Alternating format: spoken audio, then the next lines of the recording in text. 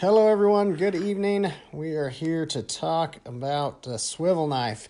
So this is probably one of the foundational tools of all your tooling and can be one of the most difficult to learn and run, mainly because it can be super intimidating as well. So I want to jump on here. I've had a lot of questions about it here lately, and I want to go over just some techniques that I use and also a practice guide that I've done up, which is going to be a free download for you. And I want to be able to throw that up here for you. I don't know if I can get it in the comments while I'm on here. Looks like I can. So I'm going to post that in the comments there. So there is a guide, a link to a free download there. But one of the big things with your knife is going to be moisture content. And that's, everybody says, well, how wet should you have your leather?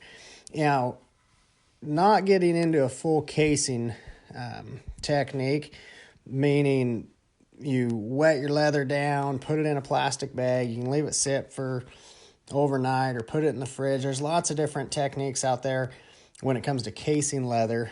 But where I use a lot of dyes, antiques, and finishes where I don't rely on that casing like a lot of your saddle makers will do, because I'm working with a lot smaller projects. So I just wet my leather down and go with it. But how much leather I do start it out pretty wet. So we almost case it a little bit to start with here, but not the 24 hours in a plastic bag or anything like that. So I just want to show you how wet I start this leather. So it was a completely dry piece of leather when we started. I'm gonna get it wet down really good. And you can see how quick that water is absorbing in there. And that's going to be a bit of a guide to you to tell how wet you're getting that leather. I'm going to go ahead and even that out. Get a little wetter here. Hello. I appreciate y'all joining me live tonight on this tutorial video.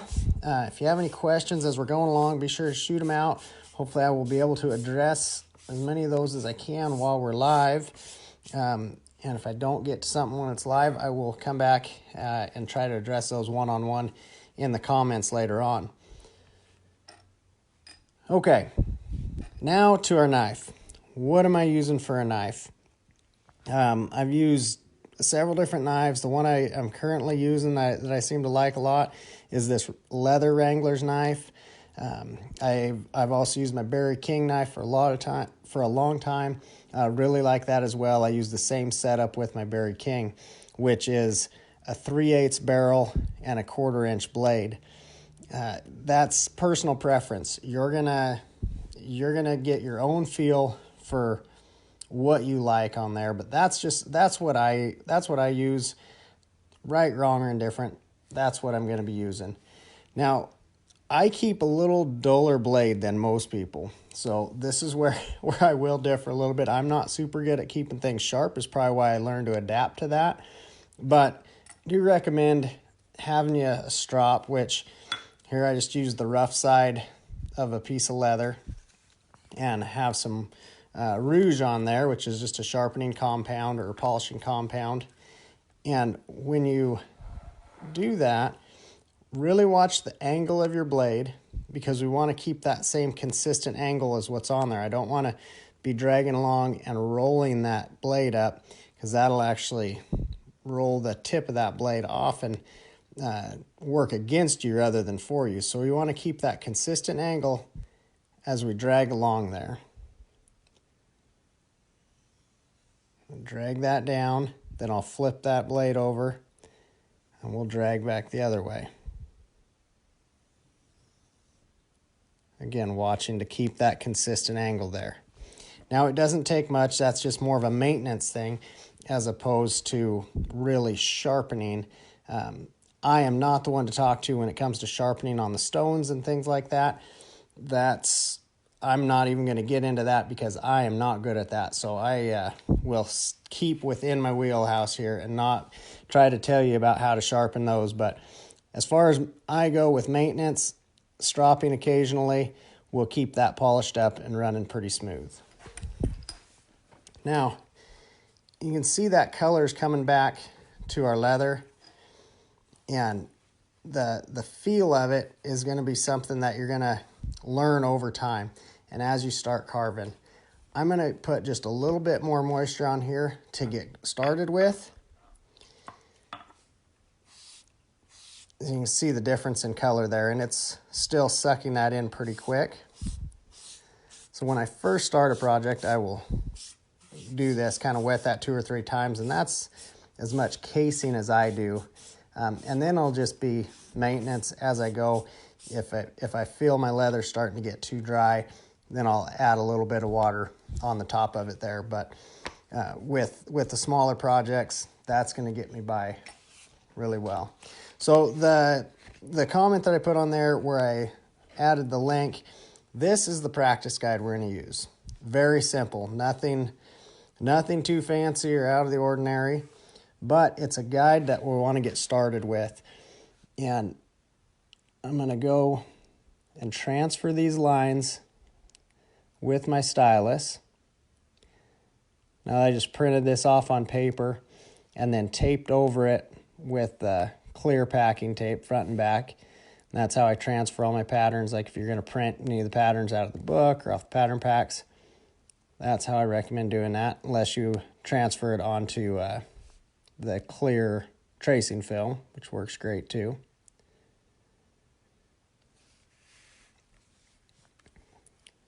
But with these guidelines, this is what I recommend for a practice, because we're going to talk about a few techniques, and then it comes down to running your knife. But if you can get in the habit of doing a short practice every day, doesn't have to take you a long time, but if you can spend 5 or 10 minutes practicing, it's not going to take long, and you're going to be running really nice cuts. Okay, so we have those transferred over. Now, we're going to practice with this knife. The reason why I have these cuts on the practice sheet is, for one, you need to start practicing following those lines if you're going to be following your patterns, right? We can't just practice making cuts. We are going to do plenty of that as well, but get in the habit of starting to go right on that line. When I hold my knife, I don't want to get too high up in here because I don't have as much control. The cradle of that knife, I'm going to put it down right about that first knuckle. And I have downward pressure with that finger. With my middle finger and my thumb will be around the barrel of that knife, and I'll use my ring finger almost as a guide right next to that blade. And then my pinky will tuck back out of the way so it's not getting in the way or trying to jam up there, and I'm not dragging fingernails down along my leather. If you're going to pull straight cuts, and we're going to start by pulling a straight cut right down this border here, I really recommend trying to lock your wrist, lock your arm up, and we'll pull back almost your whole upper body, which I know we're zoomed in so you can't see my upper body, but you can see right here when I start how I will lock this when I pull, and it's going to help push down. I'm tipping my knife away from me to take this back point of the knife. I don't want that catching into the leather as I'm trying to pull, because that's not going to work if I have that flat. So I'm going to tip that up with down pressure, pull there. And I'm also going to keep my knife straight up and down this way as far as I'm not tipping side to side.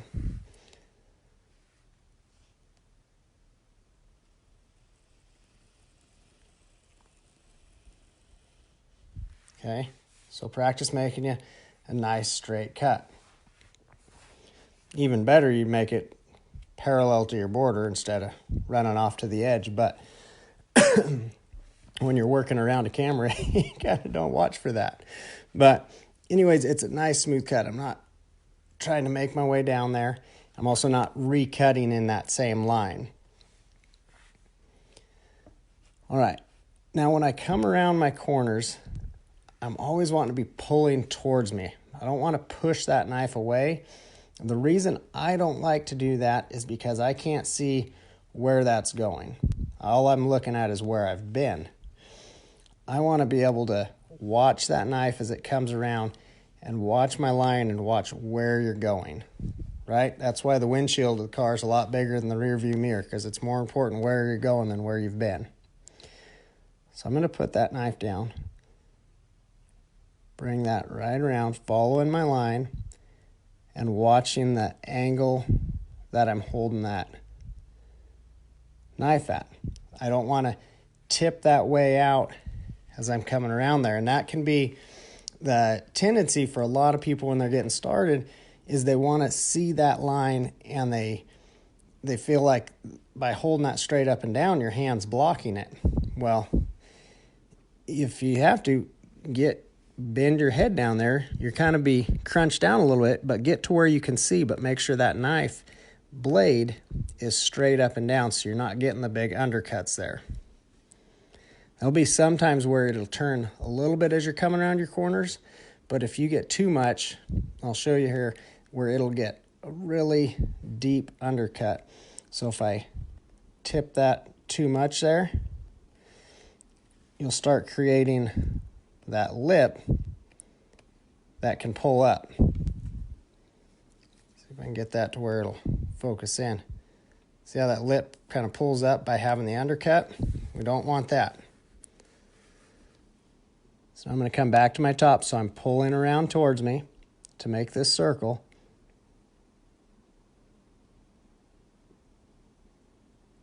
Following my line.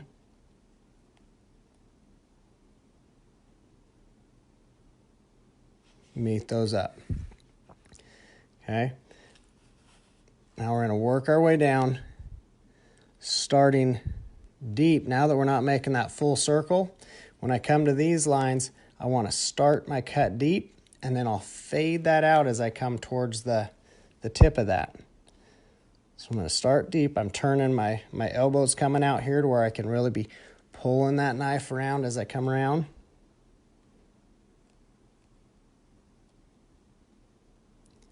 Now I fade that out. Okay, you see the difference in the depth there, where we start real deep and then fade out. Now this piece of leather, just for reference, this is an 8-9 ounce piece of leather. I'm not cutting all the way through there by any means, but I'm putting significant pressure down there. If I see if I can turn this to where you can see, try to give you the best look here. That's down in that cut. So you can almost see the angle on that blade at the bottom. That fits right down in there where I'm starting the depth on there. So that gives you a little bit of a guidance on how deep I'm starting those cuts. Now you notice I'm going to turn this leather a little bit so I can have a better angle to pull this cut around. I don't want to be trying to turn my hand all in an awkward position and get to where I can't see that leather or make it uncomfortable. Try to be as comfortable as you can while you're tooling. You're going to have a lot better outcome. Okay, just fade down. Now, one way is going to be more comfortable for you than the other way. And that's where we want to practice going both directions. Fading that down as you go.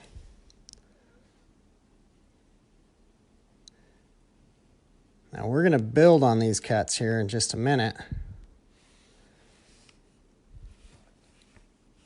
But you want to practice getting symmetrical, going both sides, which I run a knife just about every day, and it's still a struggle for me. I mean, it's constantly something you're working at.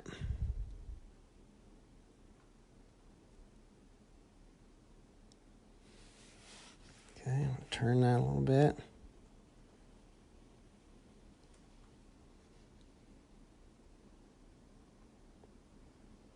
Fading those as they come out there. All right, these last cuts down here at the bottom. Move some stuff out of the way there.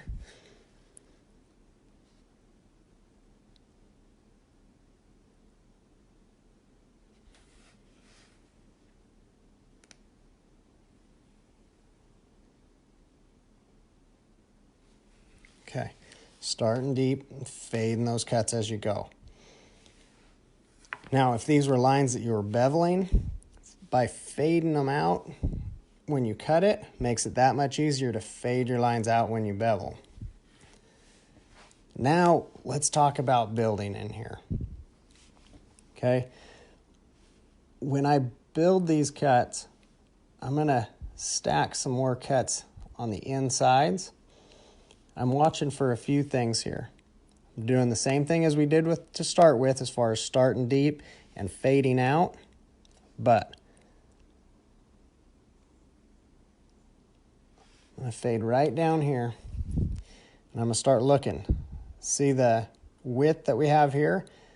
I want to start creating what I call a little triangle in there, kind of a reference to our drawing video. If you guys are in that class, you'll know what I'm talking about with my triangles, but I want to taper this back there so they're fading together but not touching.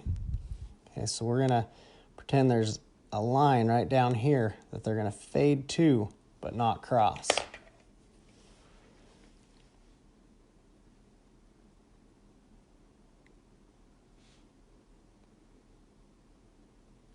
Okay, we'll stack 3 cuts on the inside.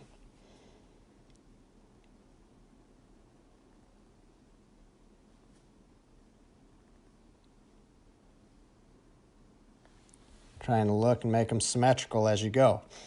So we're going to make our way down, working on the insides. And this is just a good practice routine to get into if you're going to follow this guideline, which if you're not talking through it, it won't take you very long.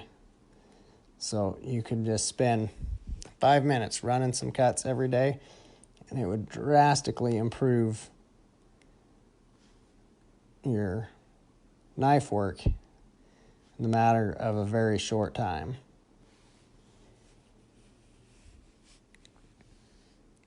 Come out here.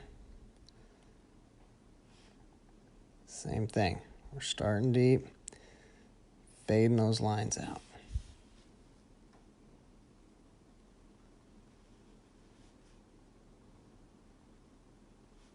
Trying to make that symmetrical both sides.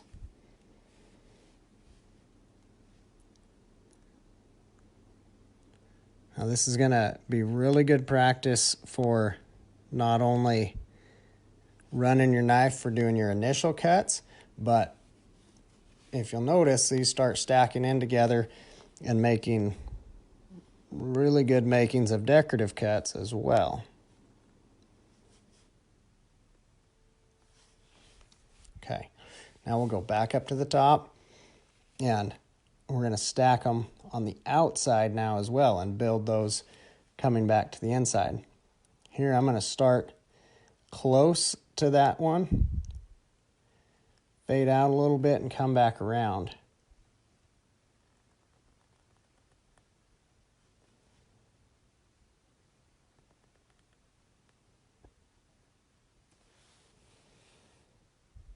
Okay, same thing on this side.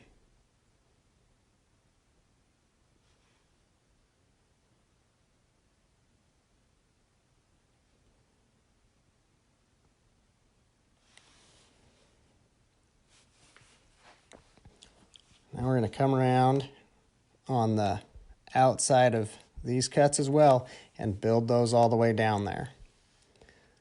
Start at your points.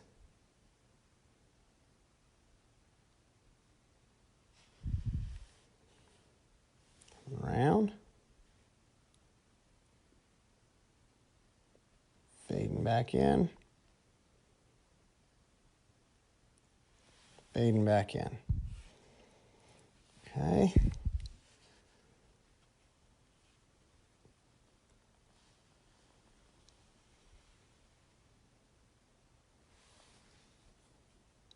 Appreciate you guys taking your time to watch this, especially all of you joining us live here tonight.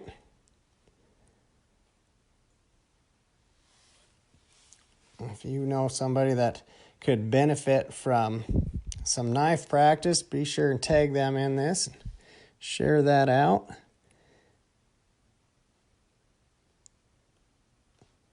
Don't forget to hit your like and subscribe and notifications and all that good stuff so you don't miss out when we post live.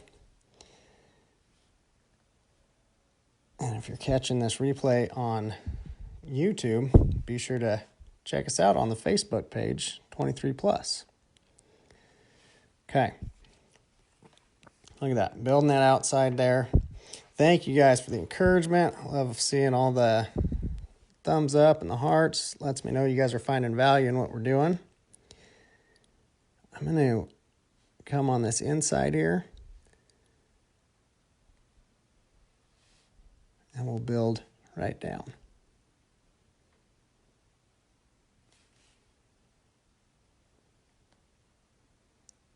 Symmetrical as well here.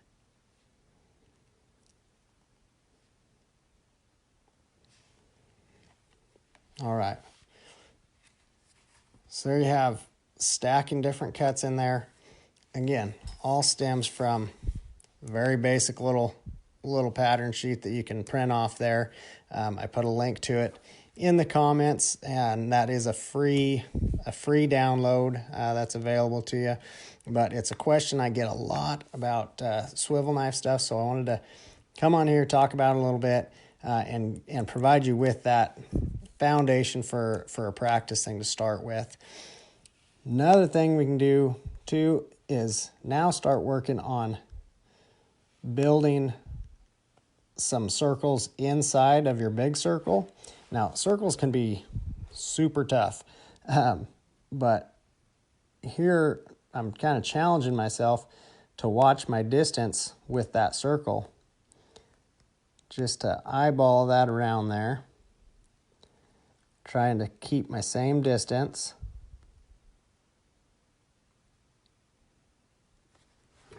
We'll come around this way. This way is a little harder because it's almost blind to you. I'm getting a little bit too close there.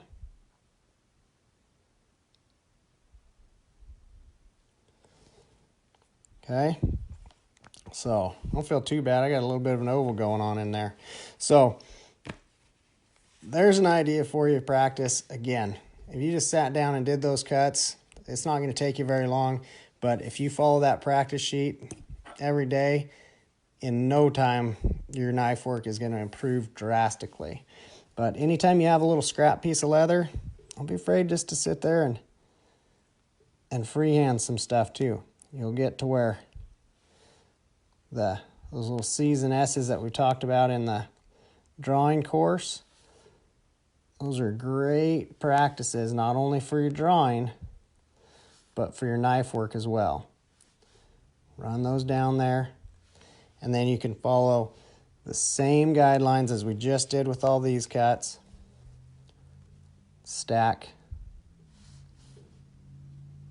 a few cuts on the insides there.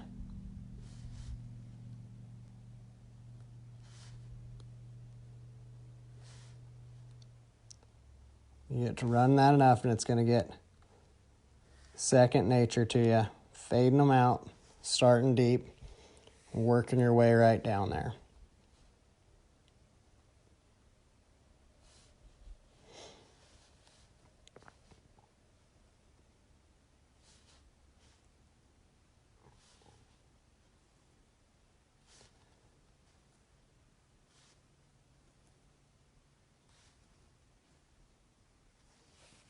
Okay, a little bit of practice every day. You guys are going to be doing awesome. So thank you guys very much. If you have any questions, be sure and shoot those at me here, or other ideas that you'd like to see videos on. I'd love to bring you content that you get value in. So thank you very much, and be sure to jump on there, download your free little practice guide there, and go ahead and shoot me some pictures of some of your practice as you go. But do one, date it, keep that aside, keep doing that every day. 30 days later, come back and do another one and compare them. You're going to see a ton of difference. So have a great night, guys.